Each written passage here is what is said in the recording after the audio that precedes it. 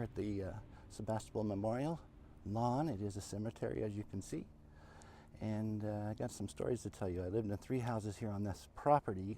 I'm not on this property, but right down the street from this property. I'm not going to tell you exactly the property, but yeah, I lived on these 3 houses. One in the front was a big 2-bedroom. The one in the middle was a small 1-bedroom, and then the one in the back of the property was a really big 2-bedroom house. It was huge, and it had some barns and stuff like that. But I lived right down the street. If you look behind my shoulder here, if I can turn this around, right down the shoulder here on this street.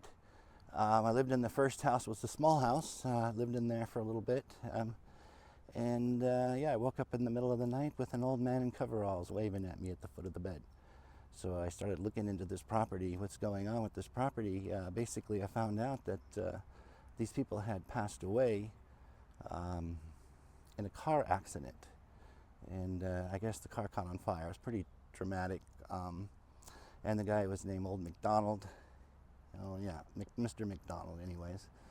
And I guess that that middle house was his, it was like his garage or his barn where he actually worked and did some things. On, I guess, boats is what I heard and what I read.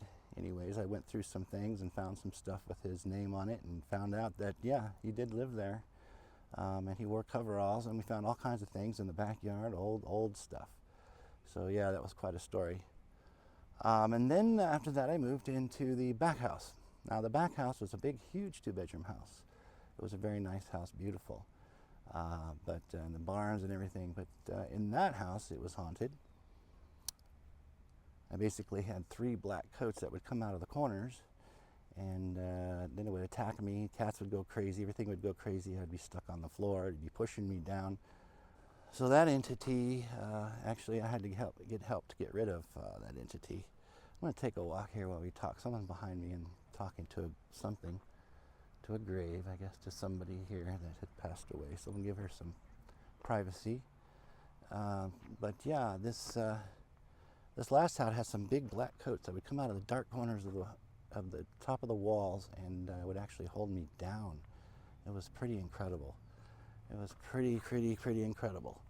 I'll take a walk this way. So yeah, that was interesting.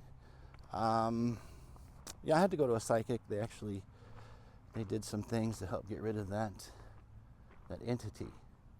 So I finally got rid of those things. They were starting to happen like once every other week. Then it would start to go to twice a week, and it was getting pretty bad. I mean, it would push me down to the floor, hold me down, and try to get up. It wouldn't let me get up. So yeah, then we moved from that house to the front house. I'm sorry, this story is a little dark. My roommate had passed away in that house of pneumonia. And here I am, I'm by myself seeing things and what have you, so I thought I would try to communicate. So I pulled out a Ouija board, started playing with a Ouija board. Now, let me tell you guys something about Ouija boards. You don't want to play with them. They're very dangerous. I'm going to tell you the rest of the story, but listen to what I'm saying. Don't play with Ouija boards. It's dangerous.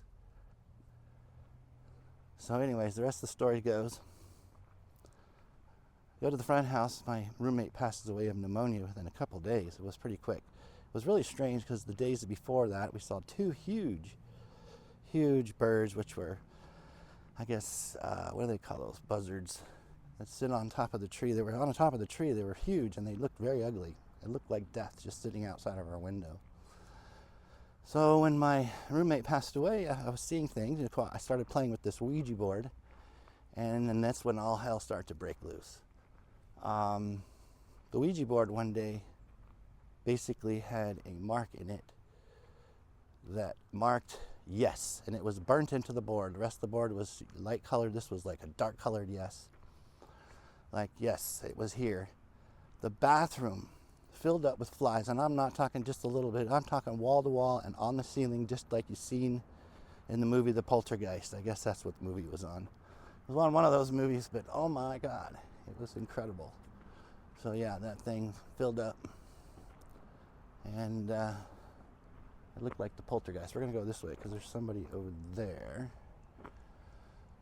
So yeah, this place started to turn into like a raging haunted house. I had to get out of there. I couldn't sleep at night. All the flies in the bathroom. It's just my voice was being called. I could hear it clear as a bell. So we got out of that house. But this graveyard has a little story too to it. Um, my roommate and I were walking through this graveyard. I was trying to find the gravestone earlier, and if I can find it, I'll show you which one it is. I might even try communicating. But we were walking through this graveyard one day, and we saw a grave of a very young lady. I think she was like 13 or 15 years old. We had said some things to her. What are you doing? What's going on? Why did you die so young? And basically, we didn't get a response that day at that time in this graveyard. But when we got home, the phone rang, and of course we're on the old landlines. This is back in about the 90s. The phone rings, and there's a static, like sounding little girl on the other line saying she's from Kansas. And thanks for coming, and she's from Kansas.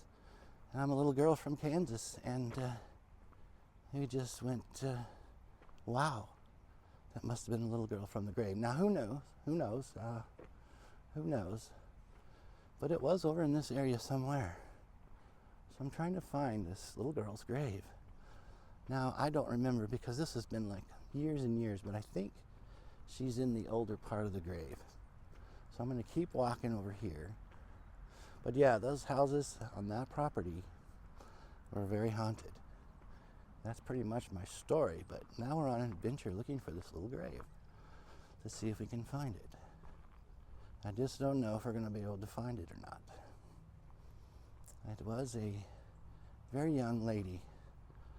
Not sure. Let's see if we can find it. So this grave has a lot of Italians. This grave has a lot of Italians that are here. The Italians did a lot of the masonry work in Santa Rosa, so a lot of them lived out in Sebastopol, I believe. There's a lot of gravestones out here with Italian names. So yeah, we're still looking for this little grave, and I don't know where it's at though. I don't know where she's at. I don't know. So it's been a long, long time. So I'm just looking for her grave. I don't see a lot of Italian names over here though, but if you walk into the main graveyard there, you'll see a lot of Italians names. There's William J. Yeah, so I don't know where she's at. Let's try walking down here. I'm not sure where she's buried. Ethel. Ethel.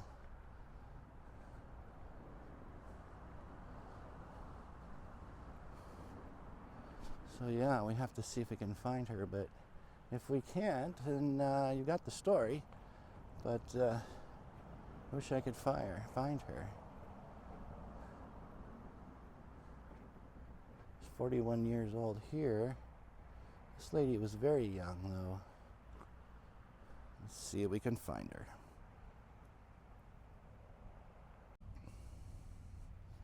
So this is the graves here. Looks like Joy Vance, Boy Nance, 1950. Annie, can't see quite the last name, but I want to step on her grave to get it. Annie Corello, 1890, 1918, and then we have Patricia Gale Case, the little angel. That was the grave that we came by, my roommate and I. We asked, where are you from? This is the one that said Kansas. He was very intrigued about this little grave. It has 3 little children here buried, and I am so sorry. You guys rest in peace, and God bless. Maybe someday we'll come back and try to get some EVPs from this area here. It would be pretty interesting to see if we got anything. And matter of fact, we've got a recording going now if you'd like to say anything through this recording. I'll be quiet for a minute to see if you'd like to say anything.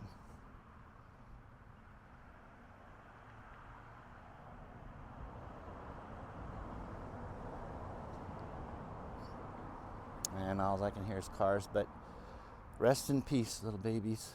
We love you very much. It's very sad, but it is what it is, guys. It's very sad. What's going on in the world right now is very sad. It's kind of a scary place right now, the world. But yeah, this is Sebastopol Memorial Lawn. Again, it's a graveyard that's been around for many, many years. This is the older part of the graveyard here. As you can see, a lot of Italians are buried here. You probably can't see the names as well. I'm walking by pretty quick, but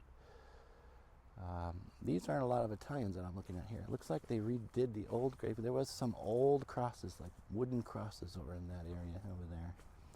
So they might have redid it. But yeah, this grave here has been around for years and years, over since the 1800s.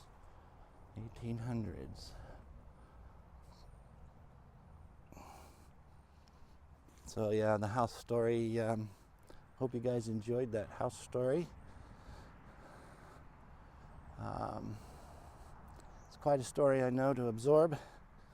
3 houses on the same property, but right down the street from this graveyard. It is amazing how much activity is on that property.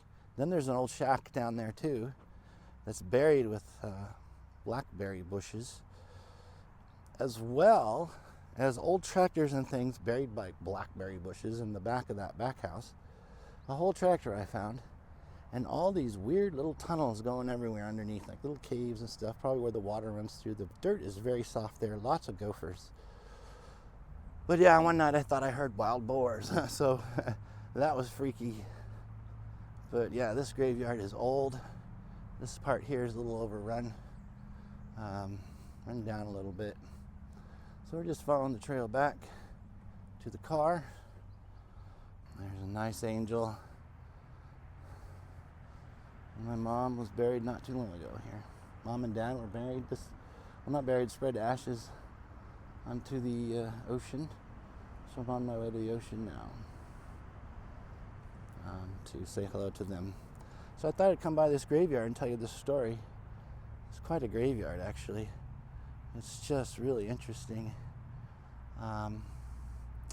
If you have any time and you've ever come to the area and you're interested in graveyards and things like that, this is one to come visit, because and then also they have a lot of good restaurants here and little bars and stuff. In Sebastopol, a lot of earthy people live here. Sebastopol is a nice place to live. I lived here for quite a few years and really liked it. It's quite a nice place. So yeah, come and visit if you can. And if you can come see this graveyard, it is wonderful. It's funny, I don't see a lot of Italian names today. That's all I saw the other day when I came out here was Italian. But yeah, there is a lot of Italians here. I'm just not walking in the right spot, I guess. But this is a really beautiful graveyard. Yeah.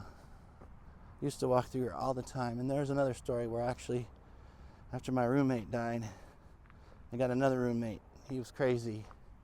And he actually chased me out the front house with a butcher knife. I was running up the street here as fast as I could to this graveyard, and I think this graveyard actually saved my life. Believe it or not. He chased me down the street at night, and I was like hiding behind a graveyard up the street here, where you can see up there. And I could hear him huffing and puffing with a knife in his hand. I kept peeking around, seeing it, huffing and puffing. He couldn't run very fast. He was a little overweight, and I was not. And he couldn't find me to kill me or stab me or whatever he wanted to do. So I finally went back, stole my car back. I didn't steal it. It was my car, but I went back and got my car, snuck in the house when he was out because he was an alcoholic. He passed down. I went and got my keys and went to my friend's house. I got him out of that house as soon as possible. Because I'll tell you what, it was not something I wanted to live with. And to run for my damn life. It was pretty scary. So there you have it. This is the graveyard. Hope you enjoyed the story. Stay tuned and we'll keep going out and looking for more fun adventures and going places that's really cool. And so you guys keep your eyes on the sky, keep your eyes everywhere. Anything that happens unusual, let me know. And don't do anything you're not supposed to.